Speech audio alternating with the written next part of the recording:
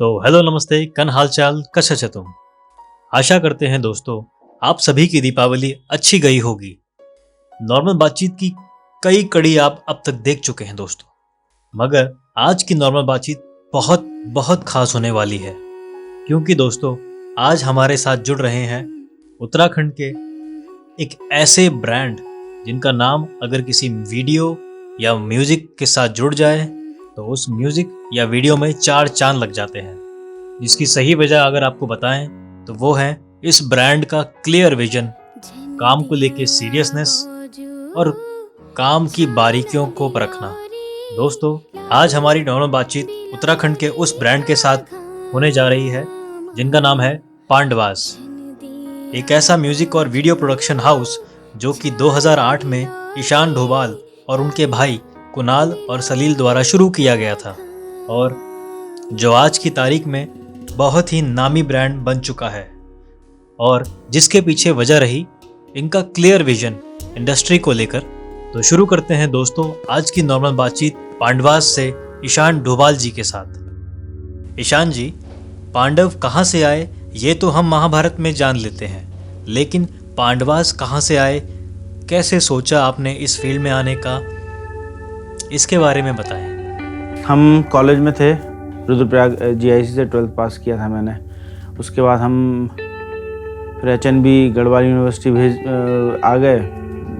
वहाँ सब्जेक्ट मिल गए थे मुझे म्यूज़िक, इंग्लिश और आर्कियोलॉजी जैसे एक होता है, ये एक सब्जेक्ट जिसका कोई मतलब नहीं होता है पर आपको लेना पड़ता है क्योंकि आप दूसरा आर्ट सब्जेक्ट नहीं ले सकते। अजीब सी एक विडम्बना होती है। खैर, उसके बाद वो BA हुआ जैसे तैसे।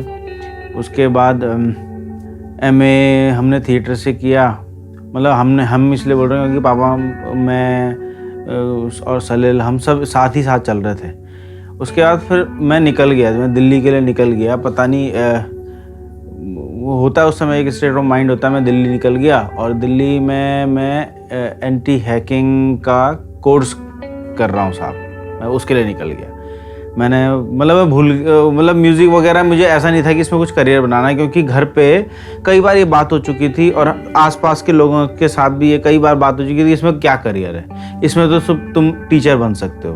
तो टीचर मुझे बनना नहीं था, मुझे नौकरी करनी ही नहीं थी, तो मुझे कोई वो करना था, कुछ भी वैसा करना था। तो बिना सोचे समझे दिल्ली निकल गया। पापा मम्मी ने ही सपोर्ट किया कि हाँ ठीक है, पैसे वगैरह तो ये देंगे तो वहाँ चले जा। वहाँ जाके भी फिर वही कीड़ा, कहीं वहाँ देखा कॉन्सर्ट इन द पार्क देख रहे हैं, क्लासिकल म्यूज़िक देख रहे हैं और सुन भी किसको रहे हैं, उस्ताद राशिद खान जी को और बड़े बड़े लोगों को, दिग्गजों को हम वहाँ सुन रहे हैं। पंडित उल्लास कशालकर जी और ऐसे ऐसे लोग जिनका नाम भी सुना था, वहाँ जाके ऐसे ऐसे बड़े लोगों को सुना। उसके बाद फिर क्या हुआ कि मुझे बोला किसी ने कि तुम स्टूडियो में भी जाओ, तुम्हारी स्किल्स अच्छी हैं जो तुम ये इस पे कंप्यूटर पे करते हो। फिर मैं एक स्टूडियो में चले गया। 150 रुपये दिन में मैं स्टूडियो में काम करता था, 8-9 घंटे, और मैंने वो काम भी 2 महीने तक किया। उसके बाद वहाँ भी वही होता था, ओम जय जगदीश हरे की धुन पे सारे भजन गाए जाते थे और मैं 2 महीने तक वही रिकॉर्ड कर रहा था। आई वॉज डूइंग नथिंग, सिर्फ वो रिकॉर्ड कर रहा था। तो मुझे और दिल्ली में और भी चीज़ें थी जो मेरे साथ घटित हुई। कुल मिला के मुझे ये पता लगा कि दिल्ली में मैं रह नहीं सकता, दिल्ली मेरे लिए नहीं है। और दूसरी बात मुझे ये थोड़ा सा क्लिक कर गई थी कि उस समय तक मैं गढ़वाली गाने भी सुनता था मैं, लेकिन मुझे मेरे दिमाग में एक था खाका कि जब वो खुद एल्बम निकली थी नैन्सी सिंह नेगी जी की और उसके साथ की कुछ एल्बम्स थी, उसके बाद से अब तक जितने भी ये सब गाने निकले हैं, इनमें 1, 2, 3, 4 गाने या एल्बम छोड़ के सारे लपेटे जा रहे थे, सब ऐसे ही रिकॉर्ड किए जा रहे थे एक ही उस पे ढर्रे पे। तो एक होता है ना दिमाग में कहीं ना कहीं कि आपको कुछ ये चेंज होना चाहिए। वो दिमाग में खटका कि यार जब मुझे रिकॉर्डिंग भी आती है एंड मैंने म्यूज़िक भी सीखा हुआ से कुछ होता नहीं है, सेंस आपका अच्छा होना चाहिए, आपको उसकी समझ होनी चाहिए। वो था मेरे अंदर, मतलब वो आदमी को पता लग जाता है, पता लगना भी चाहिए। तो उसके बाद मुझे पता नहीं क्या हुआ, मैं वापस आ गया, दिल्ली से वापस आ गया, सारा अपना बोरे बिस्तर बांध के गद्दा गुद्दा वहीं छोड़ के जैसे होता ही है।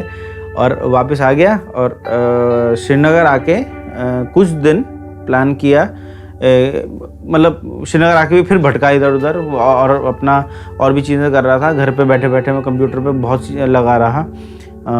4-5-6 महीने मैंने कंप्यूटर पे ही अपनी बहुत सारी प्रैक्टिस करी। प्रैक्टिस ही उसको बोलेंगे जैसे सब लोग करते हैं, सारे प्रोफेशनल करते हैं। तो ऐसे ऐसे करते करते करते उस समय कुणाल भी उसको थिएटर करना था। थिएटर यहाँ श्रीनगर में हम लोग काफ़ी कर रहे थे, बहुत सारे लोग उस समय हम थिएटर कर रहे थे। उसके बाद वो फिर वही ग्रुप में होता है कि जब एक ग्रुप बनता है तो उसमें कई चीज़ें वैसी चीज़ें आती हैं कि ग्रुप टूटता भी है और वो चीज़ें यहाँ होने लगी थी।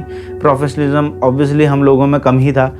तो कुणाल भी साहब चले गए अपना NSD की रेपर्टरी और लिटिल थिएटर ग्रुप और न जाने क्या क्या फ्रीलांसिंग और सब वो काम वहाँ कुणाल कर रहे थे दिल्ली में मंडी हाउस।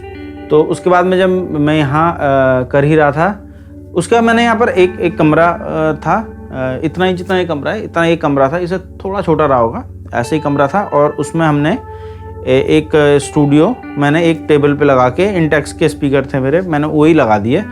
तो एक कंप्यूटर अपना मेरा पुराना ही वो कोटो डुओ, आई रिमेम्बर इट। एक मैंने मीडी कीबोर्ड खरीद लिया था और अभी यहाँ नहीं है वो, और एक माइक खरीद लिया था ऑडिक्स का, दैट्स इट। और मेरा रिकॉर्डिंग स्टूडियो शुरू हो गया। अब उसी से मुझे जो क्वालिटी प्रदान करनी थी वो सब करनी थी, मुझे इससे करनी थी। खैर उसके बाद ये ऐसे होते होते होते होते सबसे पहली एल्बम थी हुरणी को दिन, जिसमें गाना था नीलू है करके एल्बम आई थी। तो उस समय मैंने वही एक्सपेरिमेंट्स किए जो मेरे दिमाग में थे। और हालांकि जो गायक थे जो मेरे पास लेके आए थे उनको भी ऐसा डाउट था कि यार ये कैसे, ये ऐसा आप ऐसा क्यों कर रहे हो, ये तो ऐसा होता है। बोला यार ऐसा होता है, वो छोड़ो, मैं ऐसा कर रहा हूँ, इसको आप देखो, इसको ये अच्छा लगेगा लोगों को। हटी भी था, मैंने नहीं चेंज किया। वो जो बोल रहे थे कि इसको ऐसा चेंज कर दो, क्लियर ऐसा ऐसा कर दो, मैंने वो सब नहीं किया। उसके बाद हाँ ऑब्वियसली तुरंत रिजल्ट नहीं मिले। उस समय यूट्यूब भी नया नया था, यूट्यूब भी बहुत अच्छे उस पर लेवल पे नहीं था और सीडीज़ बंद हो रही थी, सीडीज़ भी नहीं बिकती थी। तो ऐसे ऐसे ये पांडवास की शुरुआत हुई और ऐसे ऐसे करके हुआ। उसी में कुणाल मेरे साथ कैसे जुड़े, सलील मेरे साथ कैसे जुड़े, वो मैं आपको बताता हूँ। हमने एक बार ऐसी एक वीडियो वाला, मैंने कवर सॉन्ग उस समय एक कवर सॉन्ग ही किया था। उसके बाद मुझे पता लग गया था कि कवर सॉन्ग नहीं करने चाहिए, ज़्यादा ठीक नहीं है सेहत के लिए मेरी। तो मैंने एक कवर सॉन्ग किया और उसका मैंने वीडियो वगैरह सब किया। तो हमने ऐसे ही स्टूडियो में ऐसे लाइट जितना हो सकता था वो करके, तो कुणाल ने भी वो देखा। तो कुणाल को भी लगा कि ये इसका मतलब हो सकता है वहाँ पर जब हम कर रहे हैं ये सब, क्योंकि उस समय हमारा कैमरे वीडियोस से ऐसा कोई वास्ता नहीं था। फिल्म्स वगैरह कुणाल बहुत देखता था, लेकिन उसके अलावा कुछ ऐसा नहीं था। तो हुआ वो, कुणाल ने उसने देखा, तो फिर हमारी ऐसी उस पर वहाँ से बात शुरू हो गई कुणाल और मेरे बीच में। तो कुणाल से मेरी बात हुई ऐसे ऐसे, पता नहीं हमने कभी बोला नहीं एक दूसरे को, लेकिन ये ऑटोमेटिकली हो गया कि ऐसा लग रहा था कि मैं कुणाल को बोल रहा हूँ कि यार आ जा साथ में, और साथ में करते हैं, और सलील भी हमारे साथ हो जाएगा। ये ऑटोमेटिकली हमारे बीच में एक कम्युनिकेशन दिमागी रूप में चल रहा था। अब तक की जर्नी का कोई ऐसा किस्सा जिसे सोचकर आप आज भी शर्मिंदा महसूस करते हो?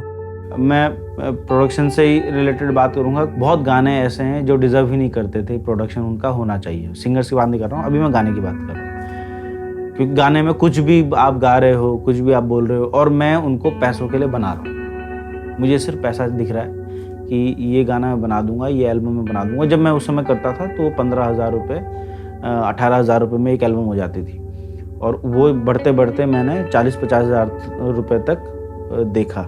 उसके बाद मैंने एल्बम्स करना बंद कर दिया था। खैर, तो इस पूरे ड्यूरेशन में मुझे एक चीज़ पता लग गई थी जिसके लिए हर किसी को शर्मिंदा होना चाहिए कि आपने सिर्फ पैसों के लिए काम किया। आपने नहीं देखा कि उस गानों की क्वालिटी थी कि नहीं थी, उसमें जो बोला जा रहा था वो क्या था।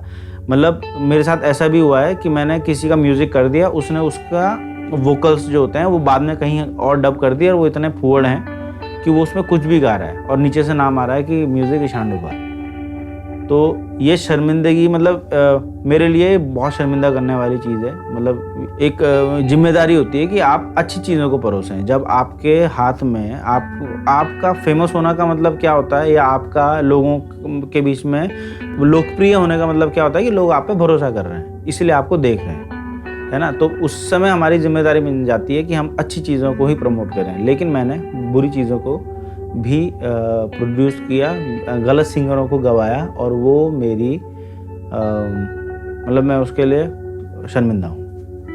आपको तब कैसा लगा जब आपको कई सारे लोग सुनने और पहचानने लग गए थे? जब सब पहचानने लगते हैं तो सबको अच्छा ही लगता है। मुझे ये बहुत अच्छा लगा, और फेमस होना किसी को बुरा नहीं लगता है। लेकिन हाँ, मेरे पास मेरे 2 भाई हैं और परिवार है, तो वो मुझे, या हम तीनों एक दूसरे को उड़ने नहीं देते। हम उस सब चीज़ों को धरातल पर वापस ले आते हैं कि नहीं, ऐसा है, ये सब चलता रहेगा, लेकिन आपको काम अच्छे से करना है। आपको ऐसे बहुत सारा धक्का पेल वाला काम नहीं करना है, आपको क्वालिटी चीज़ें करनी है। क्या कोई ऐसा वाकया है जो आपके दिल के काफी करीब हो? वाकया तो क्या, वो एक पूरा लंबा सीन था हमारी लाइफ का, जब हमने रंचना किया था।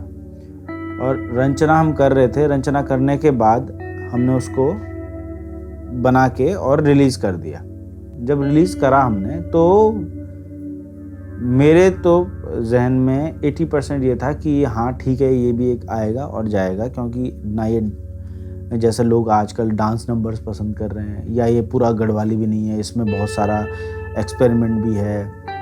मैं बिल्कुल होपफुल नहीं था, टू बी वेरी ऑनेस्ट। लेकिन उसके लिए ऐसे ऐसे कमेंट्स आए फेसबुक पे, यूट्यूब पे, ऐसे ऐसे कमेंट्स आए कि वो अभी तक हमको पावर देते हैं। मैं जब भी अपसेट होता हूँ, या मुझे ऐसा लगता है कि यार मेरे से कुछ हो नहीं पा रहा, एक ब्लॉक हो जाता है दिमाग, मैं यूट्यूब खोलता हूँ और रंचना के कमेंट्स पढ़ना शुरू करता हूँ। आज तक, शुरू से लेकर आज तक, वो मेरे लाइफ का एक बहुत स्पेशल मोमेंट है। मेरा क्या, हम पूरी टीम वालों का, बहुत ज़्यादा। अगर आप म्यूजिशियन नहीं होते तो क्या होते?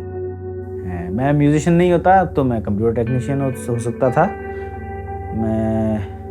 हाँ मतलब टेक्निकल तो मेरा पार्ट है, तो मैं पहला वर्ड तो मेरा टेक्नीशियन ही आता है। मैं कुछ कंप्यूटर में कुछ अच्छा कुछ शायद कर रहा होता। आपको पेरेंट्स का सपोर्ट कैसा मिला जब आपने उन्हें बताया अपने म्यूजिक को प्रोफेशन बनाने पर? पेरेंट्स का सीन ये है कि वो आपके भविष्य को सिक्योर देखना चाहते हैं, दैट्स इट, कैसे भी, बस।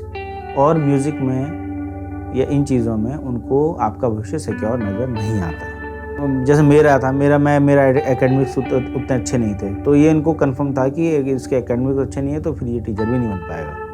मतलब पेपर्स निकालने पड़ते हैं ना, मुझे तो पता भी नहीं कौन से पेपर्स होते थे, है ना। तो उसमें तो ऐसा कोई सपोर्ट नहीं था। लेकिन हाँ, जब मैंने ये सब करना शुरू किया और अपने आप को प्रूव किया, वो आपको करना ही पड़ेगा, हर मोड़ पे आपको प्रूव करना पड़ेगा। जब हमने अपने आप को प्रूव किया, तब हमारे मम्मी पापा ने हमको बहुत अच्छे से सपोर्ट किया। मतलब जो भी चीज़ें होती हैं, चाहे वो आर्थिक भी हो, चाहे वो ये हो कि वैसा मोटिवेशनल सपोर्ट हो, सारा सपोर्ट मम्मी पापा ने किया है। हाँ, उससे पहले ऐसा, क्योंकि वो हमको सिक्योर देखना चाहते हैं, वो नहीं करेंगे, शुरू में तो नहीं। अब थोड़ा पर्सनल वाला सवाल, क्योंकि वो कहते हैं ना, जो सवाल कठिन नहीं होते वो सवाल नहीं होते। ब्रेड और बटर का सोर्स क्या सिर्फ म्यूजिक ही है?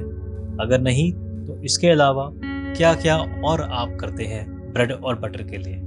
म्यूज़िक को अगर मैंने ब्रेड एंड बटर का सोर्स माना होता तो मैं उस लेवल पे म्यूज़िक नहीं कर रहा होता, ये आई एम वेरी श्योर। मतलब लेवल पे मतलब कि आराम से, इत्मीनान से, चलो ठीक है, नहीं बन रहा है गाना, नहीं ले रहा हूँ मैं काम, नहीं मैं किसी का गाना कर रहा हूँ, अभी मैं 6 महीने तक अपना एक गाने पे काम कर रहा हूँ, कुछ भी कर रहे हैं, मतलब अगर ब्रेड एंड बटर के चक्कर में होता तो फिर ये सब नहीं होता। रोजी रोटी अगर हमें मिलती है तो उसके लिए हम तीनों भाई डॉक्यूमेंट्री शूट्स करते हैं, वेडिंग शूट्स करते हैं, प्री वेडिंग शूट्स भी करते हैं, और बाकी सारी कमर्शियल चीज़ें जो भी होती हैं। हमने रॉयल एनफील्ड के लिए काम किया, हमने लद्दाख गवर्नमेंट के लिए काम किया, अरुणाचल प्रदेश के लिए काम किया, उत्तराखंड के लिए, मतलब अपने डिस्ट्रिक्ट के लिए काम किया, और ऐसे ही मतलब बाहर के मॉडल शूट किए हैं, कैलेंडर शूट जिन्हें बोलते हैं शायद, वो सब किए हैं। तो ये सारी चीज़ें हम करते हैं उसके लिए, रोजी रोटी के लिए। म्यूज़िक और ये जो हम म्यूज़िक वीडियोस बनाते हैं, जैसे फुलारी या रंचना है, ये सब इसमें हम पैसा लगाते हैं, इससे हम पैसा कमाते नहीं हैं, है ना। और जैसे आपको पता होगा कि हमने जब शकुना दे बनाया, शकुना दे के बाद शकुना दे में भी कुछ स्पॉन्सर्स थे, फुलारी में भी कुछ स्पॉन्सर्स थे, तो वो स्पॉन्सर्स हमारी हेल्प करते हैं, उस पैसे को हम उसमें लगाते हैं, वो पूरा नहीं पड़ता, हम अपनी जेब से भी लगाते हैं। तो ये गाने वगैरह ये सब, इससे रोजी रोटी नहीं चलती। हाँ, मैं जो कुछ कमर्शियल दूसरे सिंगर्स के लिए गाने करता हूँ वो होता है, लेकिन उसमें इतनी आमदनी नहीं है कि मैं उससे अपनी सारी रोजी रोटी चला सकूँ। ये तो हम सब जानते ही हैं कि आप 3 भाई हैं, लेकिन क्या साथ में काम करते वक्त कुछ डिफरेंसेस आ जाते हैं, लाइक क्रिएटिव डिसीजन लेते हुए? डिफरेंसेस भाई, पांडवास बंद, तू इधर ये इधर, मैं अपना धंधा खोलूँगा, मैं दुकान खोल लूँगा, मतलब बिल्कुल बहुत ऊपर। मेरी मतलब मम्मी पापा को चिंता हो जाती है कि ये साथ में काम नहीं कर सकते, ये भी ऐसे ही लड़ेंगे जैसे कि परिवार वाले भाई लड़ते हैं, इनके बीच में बंटवारा हो जाएगा, उस लेवल तक होता है भाई। लेकिन at the end of the day हमको एक दूसरे की ज़रूरत है, हमने काम एक साथ करना है, तो वो चीज़ें हमारे दिमाग में रहती है। वो जो समझ है वो समय काम कर जाती है। गुस्सा सभी को आ जाता है, गुस्से में हम कुछ भी कर जाते हैं। डिफरेंसेस बहुत आते हैं। और अगर ये तो लड़ाई की बात हो गई, लेकिन अगर काम करते हुए डिफरेंसेस की बात करें, वो होते हैं, लेकिन हम एक दूसरे का अपना ईगो कैसे दबाना है और साथ में काम करने के लिए, प्रोडक्शन के लिए क्या ज़रूरी है, वो हम देखते रहते हैं। मतलब कि हमारे जहन में ये रहता है कि माना हम कोई शूट कर रहे हैं तो ये शूट अच्छा होना चाहिए। अभी हम दोनों के विचार, हम तीनों के विचार मिले ना मिले, शूट अच्छा होना चाहिए। वो जहन में जब रहता है तो डिफरेंसेस को हम ओवरकम कर लेते हैं। आज के दिनों में उत्तराखंड में लाइव शो कल्चर का स्कोप कैसा है? लाइव शोज़ यहाँ बहुत होते हैं, बहुत ज़्यादा। मतलब कोई भी आदमी है, वो यूट्यूब पे 2 गाने निकाल रहा है, उसके बाद वो सर्वाइव कैसे कर रहा है? वो लाइव शोज़ कर रहा है। मतलब उसका बड़ा कॉन्सर्ट नहीं हो रहा है, वो पब्स में गा रहा है, वो प्राइवेट पार्टीज़ में गा रहा है, वो शादी में गा रहा है ना, मेले में गा रहा है ना। लेकिन लाइव शोज़ से ही सब कमा रहे हैं, कमा तो सब। लाइव शोज़ का बहुत अच्छा स्कोप है, हमको बस उसकी क्वालिटी अच्छी करने की ज़रूरत है। अभी क्या है कि जो पुराने लोगों ने जो पैटर्न शुरू किया, चाहे मुझे नहीं पता, चाहे शायद नेगी जी का वो पैटर्न हो या उनसे पहले किसी का पैटर्न हो, या वो पैटर्न आज तक सब फॉलो कर रहे हैं। ऐसा नहीं है कि किसी का लाइव शो का पैटर्न ही बहुत डिफरेंट हो। वो चीज़ें भी, वो यूनिकनेस भी हमारे उत्तराखंड में आनी चाहिए। क्या आपको कभी ऐसा लगा कि आपको इस फील्ड में नहीं आना चाहिए था? नहीं, शुरू में लगा था। शुरू में मैंने दिल्ली वाली बात बताई ना, जब मैं दिल्ली गया था, उससे पहले जब मैं म्यूज़िक कर रहा था, उस समय मुझे ऐसा लगा कि यार नहीं आना चाहिए था म्यूज़िक में। जब मम्मी पापा भी बोल रहे हैं, बाहर वाले भी बोल रहे हैं कि इसमें स्कोप ही नहीं है, टीचर ही बनना है, बस उस समय आया था। उसके बाद जब से मैंने स्टूडियो सेटअप किया हमने, और जब से हम यहाँ पर अभी तक कभी ऐसा नहीं लगा कि ये चीज़ बेकार है। आजकल के चलते दौर को देखते हुए क्या आपको कभी कॉम्पिटिटिवनेस की फील आई है? कॉम्पिटिटिवनेस हाँ आती है। फिर उसके बाद फिर मैं क्या करता हूँ, एक दिन बैठता हूँ, अपने पुराना काम देखता हूँ और नया मुझे क्या करना है और जो पाइपलाइन में है वो सब देखता हूँ। उसके बाद तो वो चले जाती है, क्योंकि सही में कुछ लोग बहुत अच्छा काम कर रहे हैं, नए लोग आ रहे हैं, वो अच्छा काम कर रहे हैं, है ना। म्यूज़िक में अगर मैं अपनी बात करूँ, म्यूज़िक में भी वीडियो की क्वालिटी भी अब सुधर रही है, अच्छा हो रहा है। तो कॉम्पिटिटिवनेस की लाजमी है वो। आप जब आप कला के साथ ईर्ष्या गिफ्ट में आती है तो वो आता है, लेकिन आपको उसको ओवरकम कैसे करना है वो पॉजिटिवनेस है, वो मैं उसको रखता हूँ साथ में। आपकी ज़िंदगी में कोई ऐसा व्यक्ति जिसे आप लुक आफ्टर करते हो, फॉर क्रिएटिव पर्पस या फॉर पर्सनल पर्पस? अरे लुक आफ्टर तो मेरे भाई हैं, अब मेरी बीवी भी है, मम्मी पापा हैं, सभी करते हैं यार। मतलब इस चीज़ में तो कोई वो ही नहीं है, दो राय नहीं है, ऐसा तो कुछ नहीं है। क्रिएटिव और पर्सनल मेरा मैं तो ब्लेस्ड इसीलिए हूँ ना कि मेरा क्रिएटिव और पर्सनल एक ही है।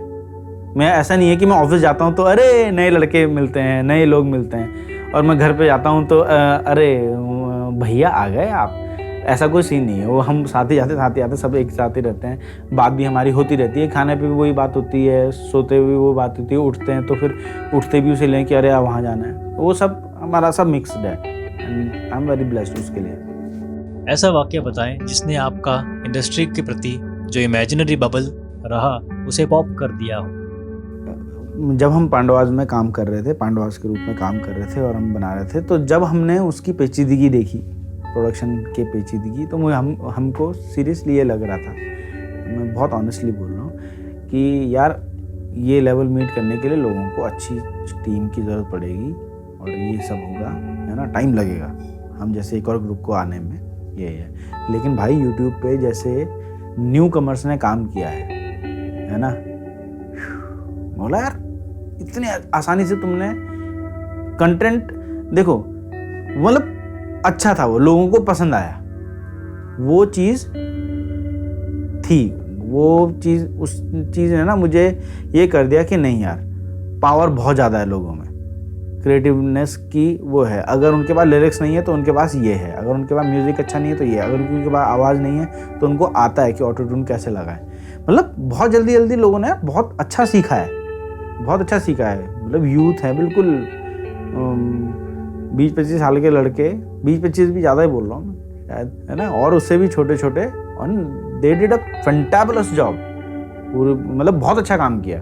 तो वहाँ पर मुझे ऐसा लगा कि नहीं यार, हमारे पास बस किसकी कमी है, वही अपने क्या करना है, फोक का उपयोग कैसे करना है, बस उसकी थोड़ा कमी है, नहीं तो हमारे पास भंडार है टैलेंट का।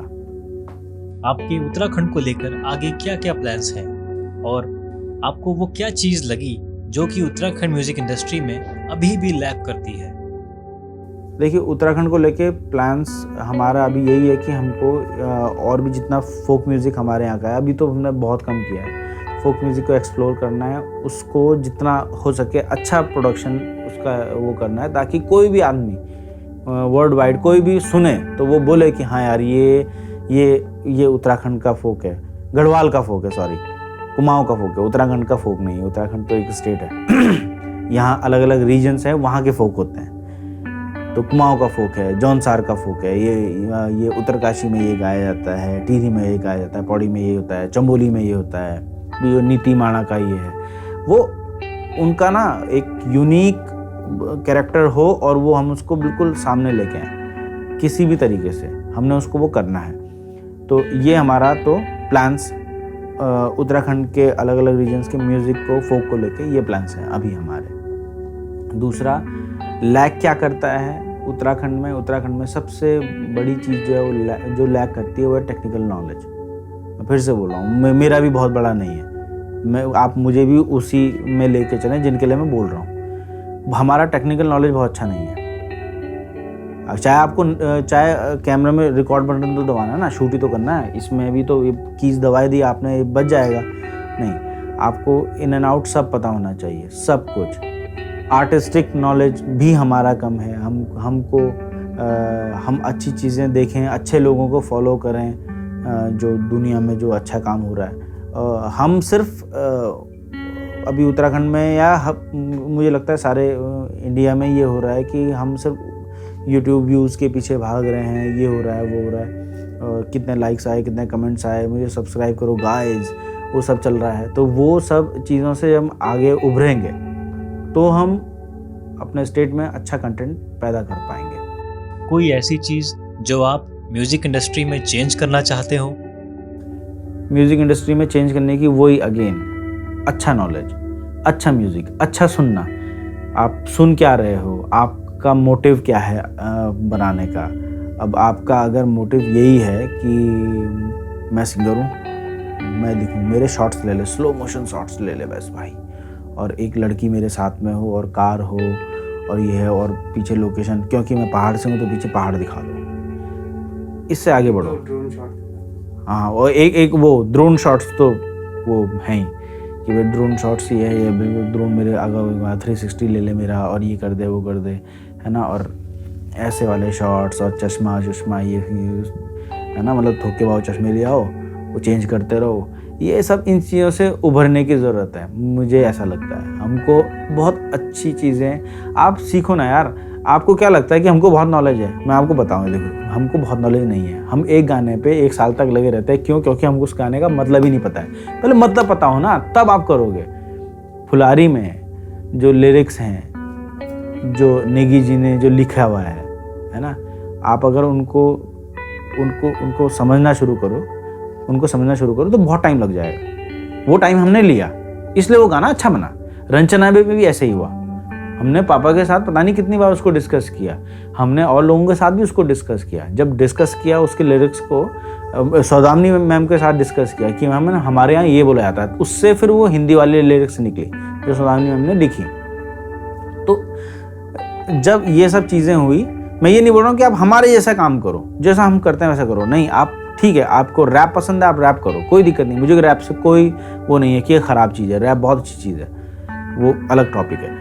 वो और भी चीज़ें हैं, जो भी आप आप डीजेइंग कर रहे हो, पुराने गानों को रिमिक्स कर रहे हो, वो भी अच्छी बात है, लेकिन तुम कर कैसे रहे हो वो, कि अगर आप अच्छा नहीं कर रहे हो तो वो प्रॉब्लम है। आपकी ज़िंदगी का रोल मॉडल कौन है?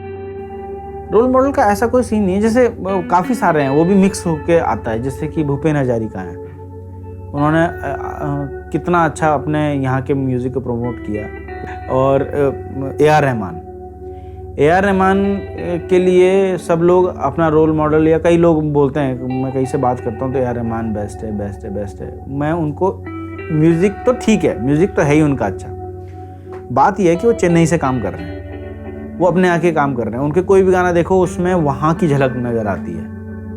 वो अगर मैं कभी कर पाया, वो एक पार्ट है उनका, वो मैं कर पाया। मैं उनके म्यूज़िक को कभी ऐसे कॉपी नहीं करता, फॉलो नहीं करता हूँ, सुनता हूँ, अच्छा लगता है। लेकिन वो जो उनका अपने यहाँ से जुड़ाव है और उसका जुड़ाव म्यूज़िक में दिखाई देता है, वो इम्पॉर्टेंट है। उस वहाँ पर वो मेरे रोल मॉडल हैं। और भी लोग हैं, लेकिन ऐसे इस कारण से मेरे रोल मॉडल्स बनते हैं। हमारे लिए कोई मैसेज या सजेशन? आप लोग यार बस अच्छी चीज़ें देखो, गलत चीज़ों को शेयर मत करो कि मेरे दोस्त का कंटेंट, दोस्त का वीडियो आया है तो मैं इसको शेयर करता हूँ, मत करो। 50 बार बोले मत करो। मेरे कई दोस्त मेरे से रूठे हुए रहते हैं कि तुम हमारा चीज़ें कंटेंट को शेयर नहीं करता। मुझे जिस दिन अच्छा लगेगा, जो मुझे समझ में स्ट्राइक करेगा, मैं उसको शेयर करूँगा। गलत कंटेंट को क्यों शेयर कर रहे हो भाई? कि यार गाइस उत्तराखंड के लड़के हैं, इनको प्रमोट करो। वाई? क्यों करो प्रमोट नहीं करना है। उनका लेवल अच्छा होना चाहिए तभी उनको प्रमोट करो, नहीं तो मत करो प्रमोट। पहली बात, अच्छी चीज़ें देखो, और जो भी कर रहा है, जैसे कर रहा है, उसका मोटिव क्या है, ये सब चीज़ें हमको थोड़ा ध्यान में रखनी चाहिए, है ना। और बाकी चाहिए यार, एंजॉय करो, कोई दिक्कत नहीं है। तो आई होप दोस्तों आप सभी को आज की नॉर्मल बातचीत पसंद आई हो। वीडियो को लाइक ज़रूर करें दोस्तों, और अगर आप यहाँ पहली बार आए हैं तो इस चैनल को सब्सक्राइब ज़रूर करें दोस्तों, ताकि हमारा मनोबल बढ़ता रहे और हम आपके लिए इसी तरह नई नॉर्मल बातचीत लाते रहें। धन्यवाद।